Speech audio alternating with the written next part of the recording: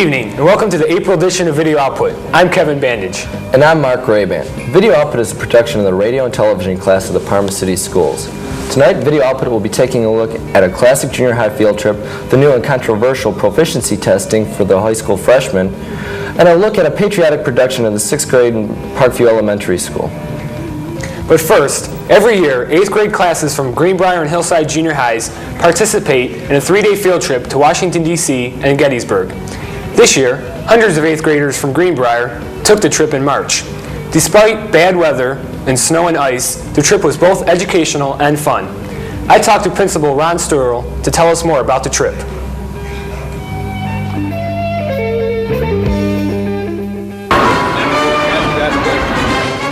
Hi, I'm Kevin Bandage for Video Output, here talking with Mr. Sturl, principal of Greenbrier Junior High.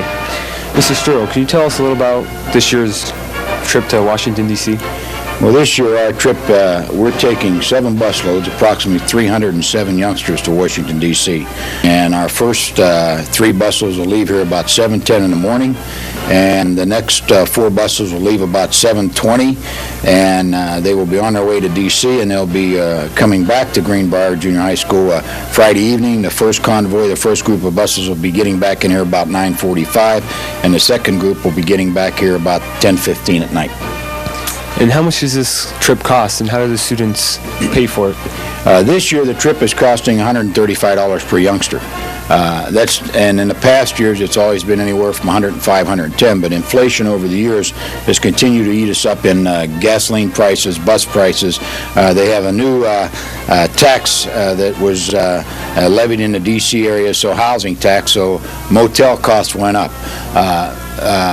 Kids pay for this on their own. They know about this a year ahead of time. From the time they're in Greenbrier Junior High School, they hear kids talking about the D.C. trip. We advertise it to the 8th graders. The 7th graders are made aware by their social studies teachers that they should start putting money away for the trip for the following year.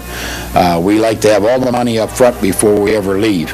$135, that may seem like a lot, but when you think about that's your transportation, that's your meals, that's entrances into all areas, and your room, there's no way that anybody could take their youngster to D.C. for $135 and see what we'll see in that 3-day period. And why do you choose the 8th graders instead of over the 7th graders? It's in the 8th grade because it's part of the 8th grade curriculum. So U.S. government and so forth, we work that right in, and it falls right in with the curriculum, so it's definitely tied into the curriculum. That's the reason for the trip to begin with. And what do you try to accomplish from this trip? It gives you 2 things. Number one, most of these students probably have never been away from home before. So it gives them their first chance to get away from home and experience being with other kids on a trip. The other thing is it's educational. To see the capital of the United States, Washington, D.C. is a very, very impressive city. Anybody going there for the first time has to be totally impressed just by the outlay of the building, and it also allows them to get a good idea of how the capital is laid out and what is taking place in D.C. on a daily basis. How long has this trip been a part of the Parma City Schools? I'm not quite sure, but I'm sure somewhere has to be about 26, 27 years at this time that schools have been going. So we've had thousands upon thousands of kids go to D.C. on this trip over the years. And how are the groups handled within the city?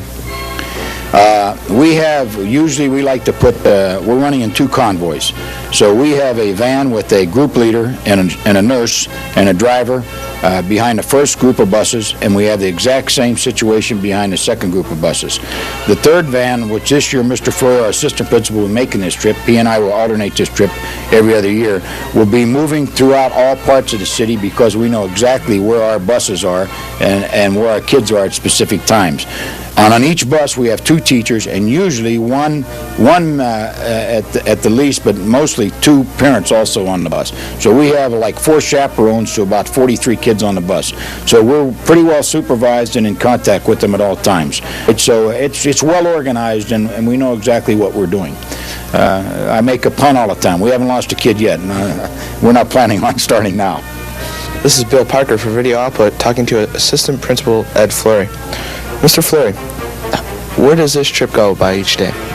Well, it's a 3-day trip, as you know, and the first day we leave here from Greenbrier approximately 7 o'clock in the morning, and we head toward Gettysburg, and that will be the first educational stop for the children, and they will take a tour of the Gettysburg battlefield as well as visiting a number of other attractions in that area. And then from there they will go on to Washington, D.C., and on their way into Washington, D.C., they will visit various sites on the way to the motel, which includes the Embassy Row and the Iwo Jima Monument and so forth. The second day, we would be going over to Arlington Cemetery, which is one of the highlights of the trip, where we visit the Tomb of the Unknown Soldier, and the president of our student council has the honor of placing a wreath at the tomb, and it's a real highlight of the trip, and all the kids get a real kick out of that. In addition to that, we visit such places as the Capitol, the White House, the National Archives, the JFK Center for the Performing Arts. The students do go to the Library of Congress. They go to the Supreme Court. The FBI is one of the real big highlights because they get to go through and they see a lot of details regarding criminals and see a lot of the guns and so forth that have been confiscated, and kids like to see this kind of thing. They also go to the Washington Monument as well as all the other monuments and see them lit up in the nighttime. They go to Mount Vernon, the home of George Washington, and they go to the Bureau of Printing and Engraving, which is a highlight. They get to see the money printed there, and they all like to see that. And we go to the Smithsonian Institute, and we see the different buildings that are there. The Air and Space is one of the big highlights of that group of buildings. Where do the children stay while in Washington? They stay at a motel in Arlington, Virginia. We've been staying at this same motel for the last 20-some years, and it's very convenient. It's within minutes of downtown Washington, D.C. Very secure place. How many parent chaperones are usually on the trip? The number of parent chaperones does vary, and it varies according to the number of students that go, because obviously the number of students will determine how many extra seats are remaining on the bus, but generally speaking it's anywhere between 5 and 10 adults go with us on the trips. How many cherry blossoms do you see during this trip? Well, myself personally, I've been on the trip about 23 times, and I think we've only caught the cherry blossoms about 4 times of the trips I've been on. The video output also talked to Jeff Kreitzer, a parent chaperone on the trip, to get his views. Like most of the students, this was also my first trip to Washington, D.C., and all I can say is it was a fantastic experience. Taking 300 kids on a trip like this is really quite an undertaking, and I think that for the administrators and teachers at Greenbrier Junior High School, they really should be commended for the outstanding job they did in organizing and taking the kids on this trip. As a parent, probably the most gratifying thing for me was to see how well behaved the students were. At Arlington Cemetery, we stood in the freezing cold, wet snow, watched the changing of the guard and the ceremony of placing a wreath on the grave of the unknown soldier. The students stood there for 15 minutes as quiet as could be, and you could really tell that they really felt and understood the somberness of the ceremony they were witnessing. I think probably the other memorable moment for me as a parent was when we arrived in Washington on Wednesday evening. We were going across the Arlington Bridge, and there in front of us was the Lincoln Memorial all lit up, and our whole bus of kids started singing the Star Spangled Banner. One of the other teachers told me that their bus sang God Bless America, and it was just really thrilling to experience the sense of patriotism that our 8th graders had during this entire trip. Now let's take a capsule look at the faces and places that made this year's Washington, D.C. trip more memorable.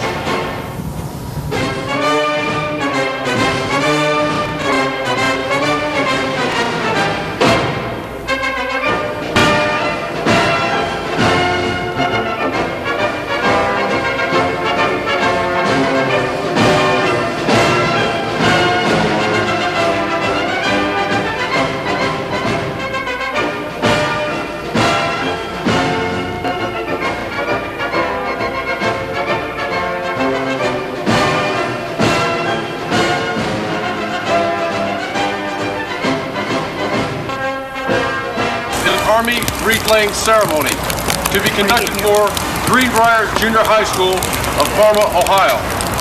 It is requested that everyone remain silent and standing during this ceremony.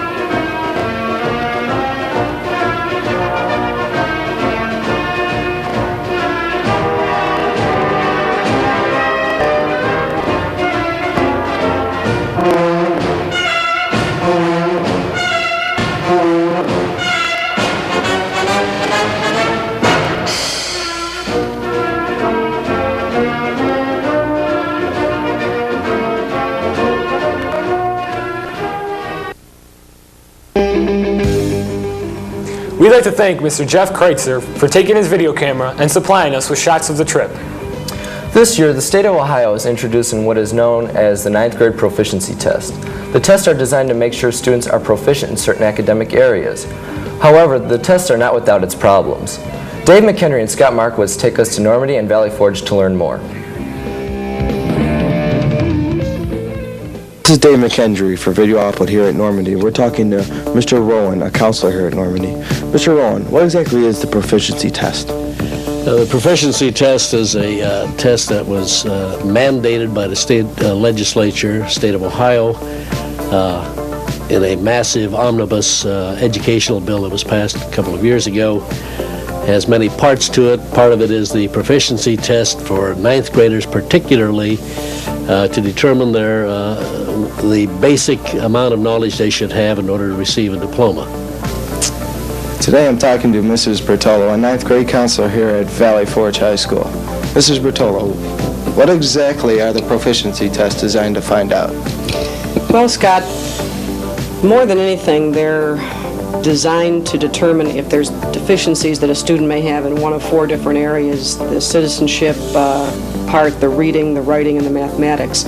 As a result of this, we might be able to hopefully help a student do something about those deficiencies before they take further courses in 10th, 11th, or 12th grade or go on to higher education, whereby if they were deficient, they would have further academic problems. Seeing that it is a statewide test, do you know if other states have this?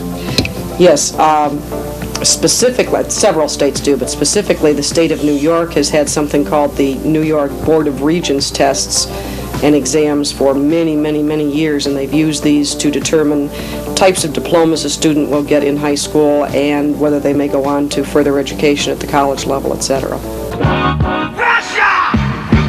I'm sure you have some cosmic rationale. How long does the test take? Students are supposed to be tested each day in each area with a maximum time of 2.5 hours per test. Are there any problems anticipated with the outcome of this test? As far as outcome, no. The only problems, and I don't even want to call them problems necessarily, the concerns are involved with testing large numbers of students, as you know from last week, having taken the test, I assume.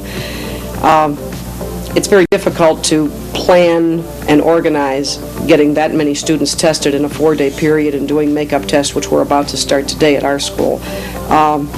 As far as the problems, when we get test results back, we don't really look at it as a problem, but identifying areas of deficiency, and then the state will help us determine what they call intervention programs, tutoring kinds of programs to help remediate a student so that the next time they take it, hopefully they can pass it. They've got 8 opportunities to pass it before they graduate, 2 each year in November and March of each year. And you'll have to deal with pressure.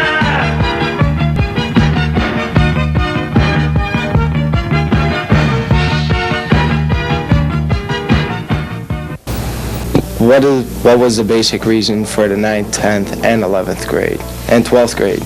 The state of Ohio, because this is the first time it's being done in the state of Ohio, wished to get a large, what we call sample of kids taking tests and how they do in specific areas. And what they've done is feeling that if 10th, 11th, and 12th graders take this test also, we can get what we call test norms. We can figure out what the average grade on a test should be, so we know what kinds of expectations to have with 9th grade students.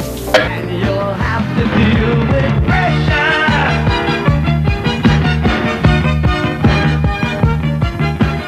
It's a statewide test based for 9th graders who will continue to repeat the test until they've demonstrated a proficiency in all 4 areas.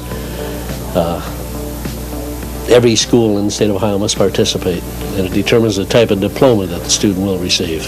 And what would happen if, say, a 9th grader would never pass any parts of the test? Would they eventually graduate? Good question, Scott. They will graduate as long as they meet, in this particular case, Parma City Schools requirements. There's really 4 diplomas or 4 certificates that will be given to a student, one of 4, when they graduate. If they merely meet the Parma Board of Education requirements of 20 credits, etc., they will get what we call a certificate of attendance, if that's all they ever do. If they meet the Board of Education's requirements and pass the 9th grade proficiency, they'll get a regular diploma. If they pass a 12th grade proficiency test, which we haven't seen yet, which the State Department is in the process of making, they will get a diploma of commendation, I believe it's called. And if they pass Parma Board of Education requirements, 9th grade proficiency, 12th grade proficiency, and take specific courses, among them things like foreign language, etc., they'll get the highest award possible, which is a diploma of distinction, I believe it's called. And you'll have to deal with pressure.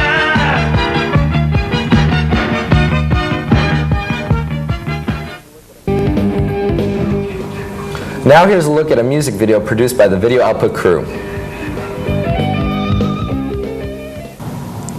Hey, Uncle Charlie, do you reckon you can tell me a story?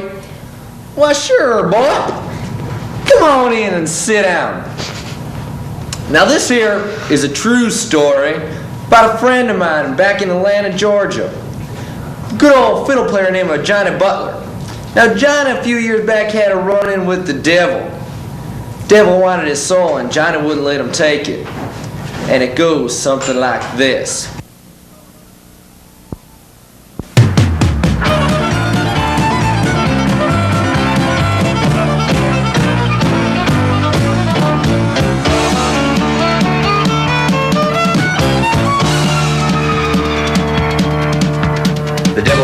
Georgia, he was looking for a soul to steal. He was in a bind because he was way behind and he was willing to make a deal. When he came across this young man sawing on a fiddle and playing it hot, and the devil jumped up on a hickory stump and said, "Boy, let me tell you what. I guess you didn't know it, but I'm a fiddle player too. And if you'd care to take a dare, I'll make a bet with you. Now you play pretty good fiddle, boy, but give the devil his due. I bet a fiddle of gold against your soul because I think I'm better than you." The boy said, "My name's Johnny, and it might be a sin, but I'll take your bet you're gonna regret, because I'm the best as ever been." Johnny, rosin up your bow and play your fiddle hard, cause hell's broke loose in Georgia and the devil deals the cards. And if you win, you get this shiny fiddle made of gold, but if you lose, the devil gets your soul.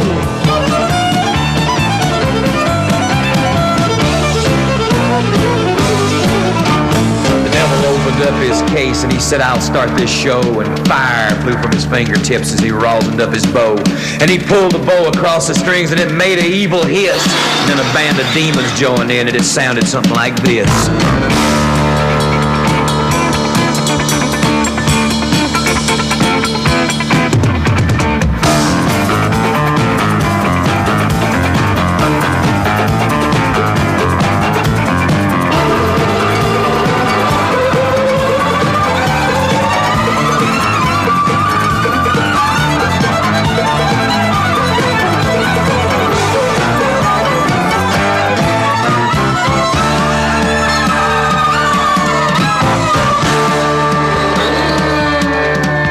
When the devil finished, Johnny said, "Well, you're pretty good, old son, but sit down in that chair right there and let me show you how it's done.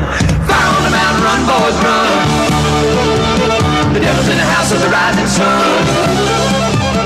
Chicken in the bread pan, picking out dough. Granny lives your dog like no child knows."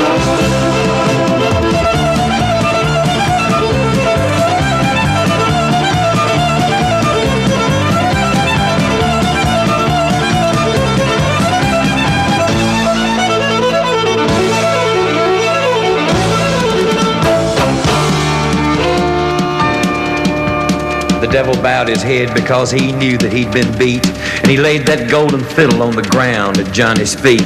Johnny said, "Devil, just come on back if you ever want to try again. I done told you once I'm the best there's ever been." He played Bound and Bound, Run, Boy, Run. Devil's in the house of the rising sun. The chicken in the bread pan picking out dough. Granny, where you don't fight no child, no.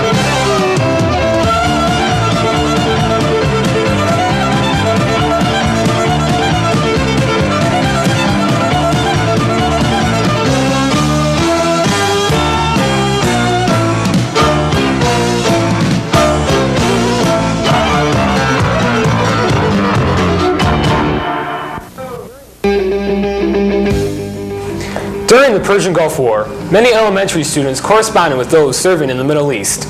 Mrs. Gorkowski's 6th grade class from Parkview Elementary produced a videotape that was sent to the Middle East.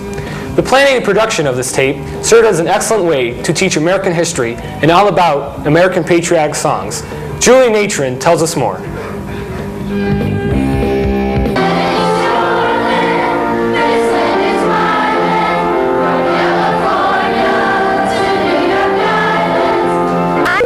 Here for video output at Parkview Elementary School with Mrs. Gorkowski, a 6th grade teacher. What exactly is this project you are working on? This project is going through American history with in song and teaching the important historical events and happenings along the way. Whose idea was this? This was my idea. 407 years ago, our fathers brought forth on this continent a new nation, conceived in liberty and dedicated to the proposition that all men are created equal. Glory, glory, hallelujah. Glory, glory, hallelujah. Glory, glory, hallelujah. His truth is marching on. But they have put a lot of time and effort in performing the program and in learning the patriotic songs in which the program is built around. What do you hope to accomplish by this? I hope to teach the students about American history, the patriotic songs, and to appreciate the freedoms that we enjoy in this country.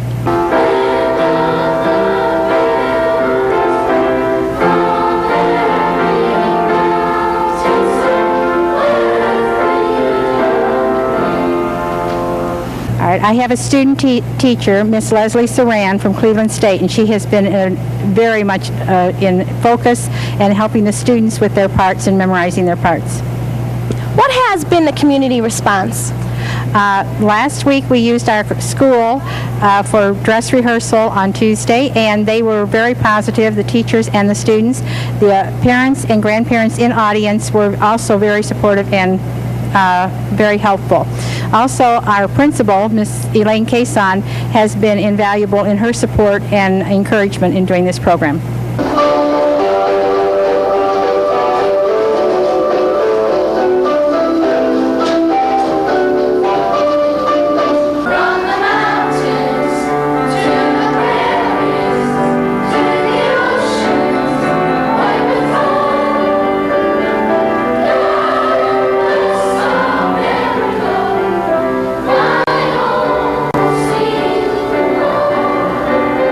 Decide to do this project? I did it because of the wanting to teach the children a little bit about American history, and so they could see some kind of continuity. If you notice the timeline around the room, it kind of helps them to identify certain aspects in history which we're trying to emphasize. How long have you been teaching? I've been in the Parma school system since 1963.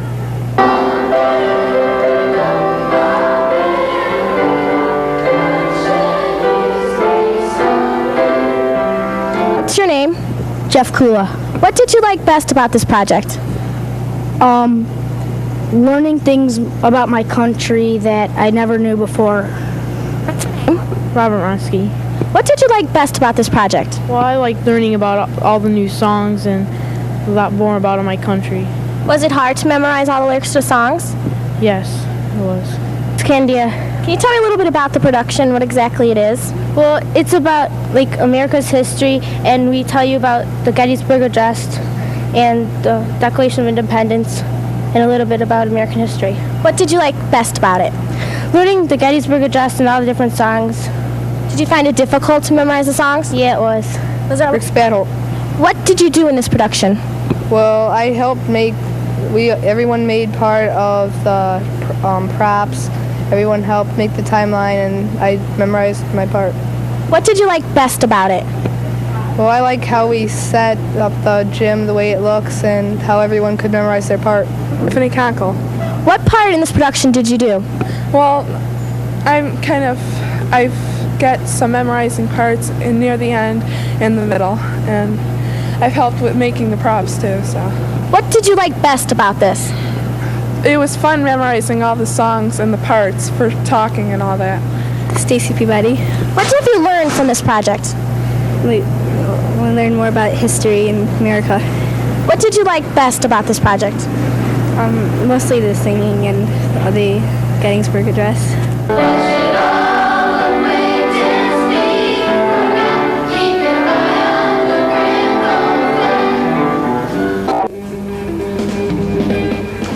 As we near graduation, students begin to become a bit indolent and start to daydream. Here is Aaron Zebro's idea of senioritis. Hundreds of seniors suffer from senioritis each year. Senioritis covers many areas such as cutting class, not doing your homework, and daydreaming. We took a look at a typical classroom to find out if they were concentrating or not.